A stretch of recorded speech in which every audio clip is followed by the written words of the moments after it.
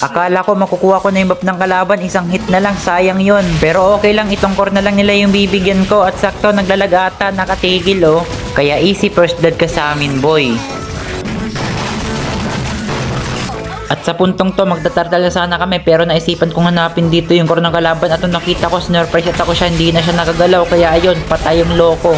Nabigyan ko na yung core ng kalaban pero hindi pa pala nakakapagtartal yung mga kampi ko, aray mo.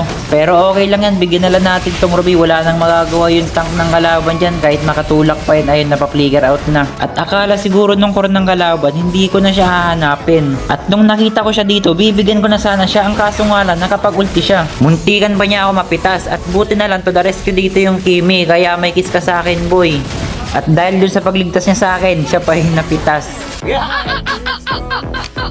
Mapaya pa lang kinukuha ng Ruby dito yung Rob pero hindi ako papayag doon kasi sa akin yan. After ko makuha, ginawa ko siyang blue buff, tinadyakan ko agad siya dito, hindi na siya nakagalaw. Nagawa pa niyang umulti pero sleep wheel ka muna boy. Hinihintay ko lang mag-clear dito yung maid ng kalaban at tumahanap ako ng tamang tiyempo. At nung nakahanap na ako ng tamang tiyempo, sinipa ko na siya gamit yung talampakan. At nung pagbagsak niya, ayun, nauna yung ulo. Baog na nga pala dito si Okata at medyo tumataba na yung Granger ng kalaban kaya nakipag-usap muna ako dito sa MM namin. Ewan ko kung bakit hirap na hirap pitasin ng kakampi ko ito, binabasic ko lang naman itong Granger. Pahirap ka pa boy ha. Sa part na to, pinapapunta ko na yung namin sa turtle pero eto yung ginawa niya. Pinilit niyang plikiran yung Granger at hindi ko alam na uulti pala siya kaya wala ako dun. Kaya ayun, nabigyan siya ng Granger. Pero okay lang yan boy, ibabawi na lang kita. Ang laking tulong sa akin itong Cyclone ay kasi kung hindi dahil dun, hindi ko maabot itong Granger. Ayun, bagsak. Napaka-asim ko dito, akala ko mabibigyan ko na yung Granger. Pinilit ko siyang bigyan dito, ang kaso nga lang biglang dumating tong YSS at hinihit pa ako ng tore nila. Oh, ayan, deserve. At dito, nakakuha ko ng magandang highlights, tingnan nyo.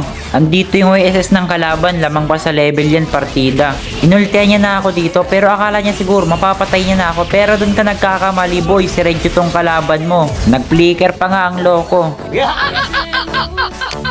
At hindi lang yun, meron pa akong isang magandang clip.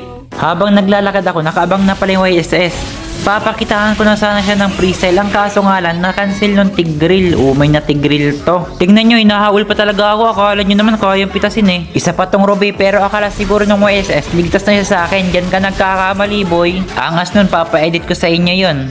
Push na to pre, wag na natin patagalin to. O tara, sige. May nag-ranger to. Wala pa akong skill boy.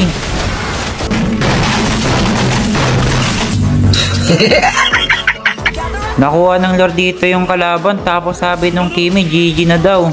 Pero eto yung nangyari sa kalaban habang nagmamarcha yung Lord nila. Nag-ulti pa yung sas dito ko, alam mo naman tatagos. At buti na lang nahuli ko sila dito, ayun naubos. Easy win na to mga pre at saglit lang namin na dep yung Lord. Sabay sabi nung Alucard, nice one chupapi. Meron na naman ako napahangan na kakampi kaya naman easy win na sa amin to. At sa mga nakalaban namin yan, panalo sana kayo kung hindi kayo natalo. Talo!